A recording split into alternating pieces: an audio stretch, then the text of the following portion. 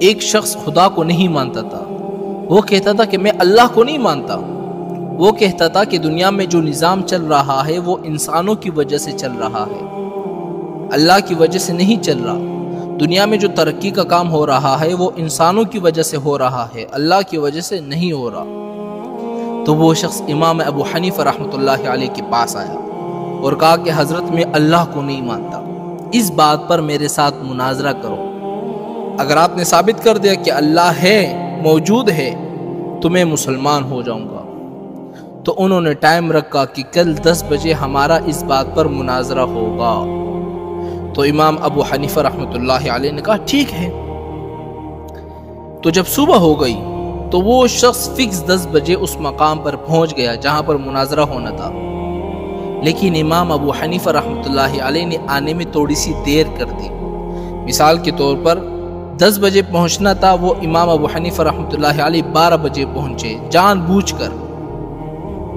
تو وہ شخص نعرے بازیاں لگانے لگا کہ دیکھو جس کو تم نے اپنا امام بنایا ہوا ہے وہ تو میرے ڈر کے مارے بھاگ گیا، ابھی تک نہیں آیا مناظرے کے لیے۔ تو تھوڑی دیر کے بعد امام ابو حنیفہ رحمۃ اللہ علیہ پہنچ گئے۔ تو اس شخص نے کہا کہ امام صاحب آپ اتنے لیٹ کیوں ہو گئے؟ تو امام ابو حنیفہ رحمۃ اللہ علیہ نے کہا کہ میری بات سنو، کہ جس جگہ سے میں آتا ہوں یہاں تک راستے میں ایک دریا پڑتی ہے، تو جب میں دریا کے پاس پہنچا میں نے وہاں دیکھا کہ ساری کشتیاں جا چکی ہے، اب میں یہاں پر کیسے پہنچتا؟ تو میں نے اللہ سے دعائیں کی، اللہ کے سامنے گڑ گڑایا، اللہ کے سامنے رویا۔ تو پھر میں نے کیا دیکھا کہ ایک درخت خود بخود کٹ رہا ہے، خود بخود کشتی کی شکل اختیار کر رہا ہے، خود بخود میرے سامنے کشتی تیار ہو رہی ہے، میخیں لگ رہے ہیں، اور ایک کشتی کی شکل میں تیار ہو کر میرے سامنے آ گئی۔ تو میں اس میں بیٹھ کر پھر یہاں پہنچ گیا۔ تو وہ شخص کہنے لگا کہ یہ تو پاگل نہیں ہو گیا، ایسا بھی ہو سکتا ہے کہ ایک درخت خود بخود کٹ جائے، خود بخود کشتی کی شکل اختیار کر لے، خود بخود اس پہ میخیں لگتے رہے، خود بخود آپ کے سامنے آ جائے، یہ سے ہو سکتا ہے؟ تو امام ابو حنیفہ رحمۃ اللہ علیہ نے فرمایا کہ جب یہ چیز نہیں ہو سکتی تو مجھے یہ بتاؤ کہ دنیا کا نظام کیا خود بخود چل پڑا؟ اس کو بھی بنانے والا کوئی ہے نا؟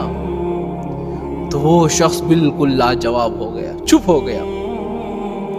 تو شخص نے کہا کہ امام صاحب چلو میں آپ کی یہ بات مان لیتا ہوں، مجھے یہ بتاؤ کہ اللہ اس وقت کہاں پر ہے؟ تو امام ابو حنیفہ رحمۃ اللہ علیہ نے فرمایا ٹھیک ہے میں بات کو ثابت کرتا ہوں کہ اللہ اس وقت کہاں پر ہے، میں بتاتا ہوں۔ آپ نے فرمایا کہ ایک دودھ کا کٹورا منگواؤ۔ دودھ کا کٹورا منگوایا گیا۔ تو امام صاحب نے فرمایا کہ اس دودھ کے اندر آپ کو مکھن نظر آ رہا ہے؟ مکھن؟ تو اس نے کہا کہ امام صاحب مکھن تو نظر نہیں آ رہا، البتہ اگر ہم اس کو تیار کریں گے، اس کو بروئیں گے، پھر اس سے مکھن نکلے گا۔ امام صاحب نے کہا نہیں مجھے مکھن دکھاؤ، اس دودھ کے اندر مکھن ہے کہاں پر؟ تو شخص نے کہا کہ مکھن تو ہے نہیں، لیکن جب اس کو تیار کیا جائے گا تب مکھن نکلے گا، مکھن اسی دودھ سے نکلتا ہے نا میرے بھائیوں۔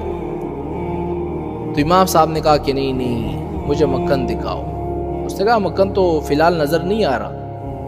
تو امام صاحب نے فرمایا کہ جب تم اس مجازی چیز کو نہیں دیکھ سکتے تو تم اس حقیقی خدا کو کیسے دیکھ پاؤ گے؟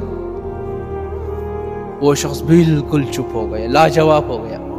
تو شخص نے ایک پھر سوال کیا، چلو آخری سوال ہے امام صاحب، پھر اس کے بعد میں مسلمان ہو جاتا ہوں، اللہ کا رخ اس وقت کہاں پر ہے؟ تو امام صاحب نے فرمایا کہ چلو ایک موم بتی منگواؤ۔ موم بتی منگوائی گئی، آپ نے فرمایا اس کو جلاؤ۔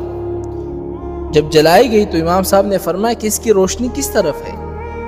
جب موم بتی کو بندہ چلاتا ہے تو چاروں طرف روشنی ہو جاتی ہے نا؟ تو شخص نے کہا روشنی تو چاروں طرف ہے۔ تو امام صاحب نے فرمایا کہ اسی طرح بس اللہ بھی ہر جگہ موجود ہے، ہر جگہ دیکھ رہا ہے۔